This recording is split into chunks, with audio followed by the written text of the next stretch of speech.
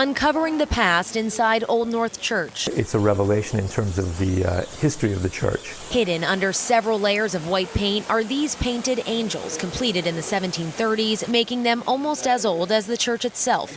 A conservation project is now underway to reveal each one of them, led by Gianfranco Pocobene. What's really cool about this project is that it probably is one of the earliest colonial America decorations in the country. We were discovering that beginning in 1912, when they first whitewashed the church, there are about 5 or 6 layers of paint on the original decoration. The conservators first use a solvent to dissolve and remove the overpaint, then apply a layer of varnish before filling in any damages. Basically, the intent is to unify the images so that they look complete and whole, so everybody can enjoy them for what they are. There are 16 of them depicted as cherubs, all unique. That was one of the exciting things, actually, that they're not just, a copy of each other. And they'll give visitors more insight into the church's history. First, it allows our visitors to see a little bit of the church as Paul Revere would have known it. Also, it really deepens the interpretation of the religious history of the church,